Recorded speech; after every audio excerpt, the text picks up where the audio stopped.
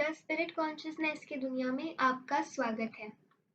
आगे बढ़ते हैं मॉड्यूल 13 एस्ट्रल एंटिटीज के अगले हिस्से में, जिसमें हम देख रहे थे एस्ट्रल एंटिटीज के गैर मानव प्रकार। आगे बढ़ते हैं नेचर स्पिरिट्स की ओर। इस अध्याय में सबसे पहले हम देखेंगे इसका परिचय, रूप, सामान्य भेष, अनुक्रम, इंसानों से रिश्ता, नेचर स्पिरिट्स की शक्ति का दोहन। शुरुआत करेंगे परिचय के साथ। ये एक बहुत बड़ा और विविध समूह है, इसलिए उनकी सामान्य विशेषताओं पर कुछ प्रकाश डालना संभव है। नेचर स्पिरिट्स हमसे बिल्कुल अलग विकास से संबंधित हैं। वे कभी भी मानव एंटिटी नहीं थे और न ही वे कभी एक होंगे।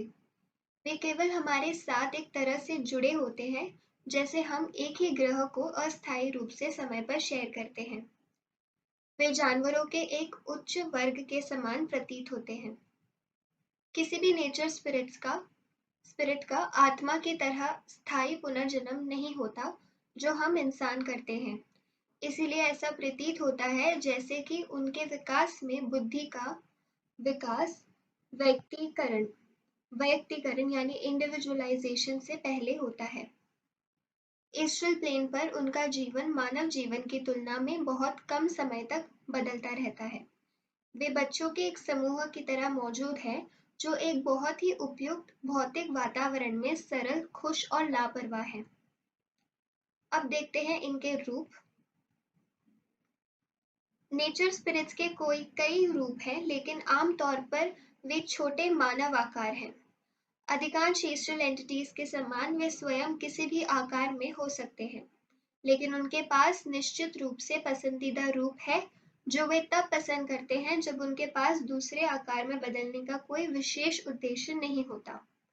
सामान्य तौर पर उन्हें भौतिक दृष्टि से नहीं देखा जा सकता है, लेकिन जब वे दृश्यमान होना चाहते हैं तो उनके पास खुद को भौतिक बनाने की शक्ति होती है। देखते हैं इनका सामान्य भेष। नेचर स्पिरिट्स का कोई संभोग नहीं है, कोई बीमारी नहीं है और न ही किसी कठिन परिश्रम की आवश्यकता है। वे घनिष्ठ और चिरस्थायी मित्रता का निर्माण करते हैं। वे कई बार ईर्ष्या और क्रोध का अनुभव करते हैं, लेकिन यह प्रकृति के तरीकों की खुशी का अनुभव करने में खो जाता है, जो उनका सबसे महत्वपूर्ण पहलू है।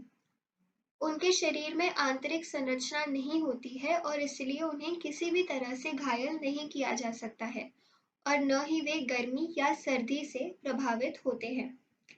इसके अलावा नेचर स्पिरिट्स किसी भी भय से रहित लगती है। हालांकि भले ही नेचर स्पिरिट्स मनुष्यों से बहुत भिन्न है, लिंग, भय या कड़ी मेहनत से रहित, फिर भी धीरे धीरे विकास की मनुष्यों द्वारा प्राप्त होने के समान है। देखते हैं नेचर स्पिरिट्स का अनुक्रम। नेचर स्पिरिट्स को 7 प्रमुख वर्गों में विभाजित किया गया है, जो समान प्रकार के मौलिक सार द्वारा अनुमत पदार्थ के समान 7 राज्यों से मिलकर बनता है। इसलिए पृथ्वी, अग्नि, ईथर, जल, वायु की नेचर स्पिरिट्स मौजूद है। वे अच्छी तरह से परिभाषित बुद्धिमान एस्ट्रल निकाय है, जो प्रत्येक माध्यम में रहते हैं और काम करते हैं। केवल एस्ट्रल वर्ग की नेचर स्पिरिट एस्ट्रल जगत में रहती है, लेकिन वे प्रकृति में इतने प्रचुर है कि वे एस्ट्रल दुनिया में हर जगह मौजूद हैं। मिडिवल लिटरेचर ने विभिन्न माध्यमों की नेचर स्पिरिट को अलग अलग नाम दिए हैं। पृथ्वी की आत्माओं को आमतौर पर सुक्ति कहा जाता है, जब जल आत्माओं को अनिच्छुक कहा जाता है, वायु आत्माओं को सिल्फ कहा जाता है, ईथर आत्माओं को सैलमेंडर कहा जाता है। लोकप्रिय भाषा में उन्हें परियों, गॉब्लिन्स, ट्रॉल्स, इम्प्स, ब्राउनीज, फॉन्स आदि भी कहा जाता है। इनमें से प्रत्येक वर्ग में एक महान होने के नाते वे प्रकृति के संपूर्ण वर्ग का निर्देशनमंद हैं, जिन्हें उनके मार्गदर्शन में प्राणियों द्वारा प्रशासित और सक्रिय किया जाता है। हिंदू धर्म में ये महापुरुष हैं: इंद्र, आकाश या ईथर के भगवान; अग्नि, अग्नि के देवता; पावना हवा का भगवान, वरुण जल के देवता, क्षिति पृथ्वी के स्वामी। जैसे कि ऊपर उल्लेखित नेचर स्पिरिट का विशाल साम्राज्य सामान्य रूप से एस्ट्रल दुनिया से संबंधित है, हालांकि इसका एक बड़ा हिस्सा भौतिक समतल के ईथर चरणों से संबंधित है। नेचर स्पिरिट्स की इन कक्षाओं में आपस में कई उपविभाजन और दौड़ है। अलग अलग स्तर की बुद्धिमत्ता के व्यक्ति होते हैं और मनुष्य जैसे अलग अलग होते हैं। वायु के सिलेफ या नेचर स्पिरिट्स को सर्वोच्च माना जाता है और उनका सबसे निचला शरीर एस्ट्रल है। उनकी बुद्धिमत्ता उसी स्तर की है जितनी एक औसत आदमी की। वैयक्तिकरण यानी इंडिविजुअलाइजेशन प्राप्त करने का उनका सामान्य तरीका एस्ट्रल स्वर्गदूतों के साथ जुड़ना और उनसे प्यार करना है, जो क्रमिक अवस्था के सदस्य हैं। अब देखते हैं इंसानों के साथ इनका रिश्ता। सबसे पहले हम देखेंगे कि वे इंसानों पर प्रैंक खेलते हैं। वे कई ट्रिक्स का स्रोत है। अधिकांश नेचर स्पिरिट्स मनुष्यों से दूर रहती है। वे आसानी से मंत्रमुग्ध हो जाते हैं और देखेंगे अंतिम में विशेष स्थितियां। वे इंसानों पर प्रैंक खेलते हैं। नेचर स्पिरिट्स शायद ही कभी मनुष्य की मदद करती है। सामान्य तौर पे वे या तो उदासीनता या घृणा का चित्रण करते हैं। नेचर स्पिरिट्स शिकारी होती है, लेकिन वे तब तक शायद ही हानिकारक होती है जब तक कि उन्हें विशेष रूप से उकसाया न जाए। वे ऐसे लोगों के उदाहरणों पर प्रैंक खेलने में आनंद लेते हैं जो आम तौर पर सियोन्स रूम या शांत परिवर्तीय झीलों में पाए जाते हैं। कुछ पहाड़ी क्षेत्रों में वे खोए हुए यात्रियों को भी आकर्षित करते हैं। उन्हें घरों और लोगों को दिखाते हैं कि यात्री जानते हैं कि वे वहां पे मौजूद नहीं हैं। ये भ्रम बहुत हद तक बने रह सकते हैं, जिसमें व्यक्ति कई काल्पनिक रोमांच का अनुभव कर सकता है और फिर अचानक महसूस कर सकता है कि वह खाली जमीन पर खड़ा है। कभी कभी नेचर स्पिरिट्स लोगों द्वारा बनाए गए विचार रूपों यानी थॉट फॉर्म्स में प्रतिरूपित हो जाते हैं और आग की लपटों और एक कांटेदार पूंछ आदि को बाहर निकालने के लिए इसे अजीब लगता है। कई बार आसानी से प्रभावित होने वाले बच्चों को इस तरह के रूपों से बहुत डर लग सकता है, लेकिन ये याद रखना चाहिए कि नेचर स्पिरिट स्वयं डर का अनुभव करने में सक्षम नहीं है। इसीलिए वे ऐसे बच्चों के डर को नहीं समझते हैं और इसे खेल का ही हिस्सा मानते हैं। वे कई ट्रिक्स का स्रोत है। एन्चैंटमेंट की उनकी शक्ति ट्रिक्स में बहुत मदद करती है।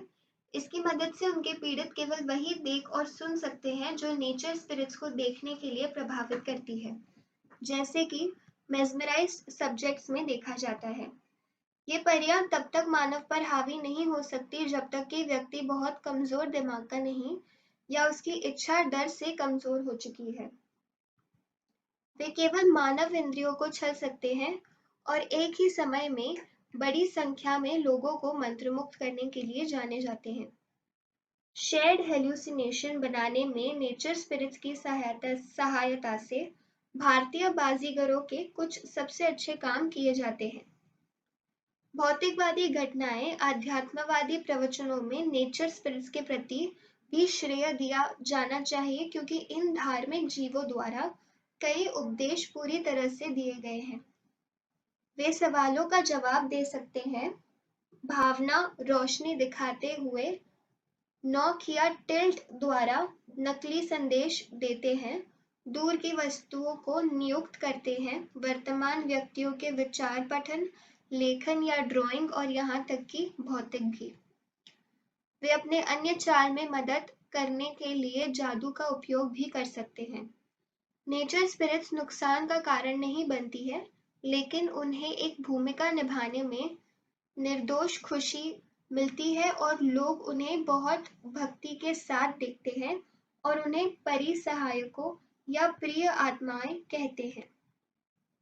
वे दुखों को साझा करने में खुशी महसूस करते हैं और ऐसा महसूस करते हैं कि वे उन पीड़ितों को आराम प्रदान करके अच्छा काम कर रहे हैं। अब देखते हैं अधिकांश नेचर स्पिरिट्स मनुष्यों से दूर रहती है। कुल मिलाकर वे पुरुषों पर भरोसा नहीं करते हैं, इसलिए जब भी कोई नवागंतुक एस्ट्रल प्लेन पर आता है तो वे भयावह रूप धारण करके उसे डराने की कोशिश करते हैं। यदि व्यक्ति उनसे डरने से इनकार करता है तो वे उन्हें एक आवश्यक बुराई के रूप में स्वीकार करते हैं कि वे उससे छुटकारा नहीं पा सकते और उसे अनदेखा कर सकते हैं या कुछ मित्रवत हो जाते हैं।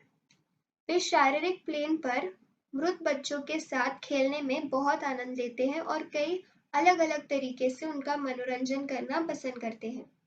अधिकांश नेचर स्पिरिट्स मनुष्यों के सामान्य रूप से दूर रहती है क्योंकि मनुष्यों की आदतें और उनके लिए अप्रिय है।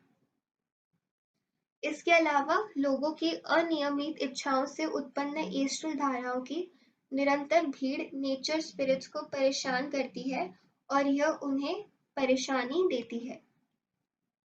कभी-कभी वे मनुष्यों के साथ मित्रता विकसित करते हैं और उनकी मदद भी करते हैं।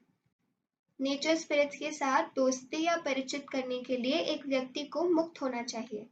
शराब, तंबाकू, मांस के भौतिक उत्सर्जन, समग्र अस्वच्छता जो नेचर स्पिरिट्स के लिए अप्रिय है। क्रोध, ईर्ष्या, वासना, अविश्वास, अवसाद मूल रूप से एक व्यक्ति को शारीरिक रूप से स्वच्छ और स्वीकार्य होना चाहिए। नेचर स्पिरिट्स उच्च और शुद्ध भावनाओं में लिप्त होना पसंद करती हैं जो निरंतर होती है और जो बिना किसी जंगली उछाल के जारी रहती है। लगभग सभी नेचर स्पिरिट्स को भी संगीत में शामिल होने का आनंद मिलता है और ऐसा करने के लिए वे घरों में भी प्रवेश कर सकते हैं, ध्वनि तरंगों का आनंद ले सकते हैं और उनके साथ तालमेल बनाकर झूम सकते हैं। वे मंत्रमुग्ध होना आसान है।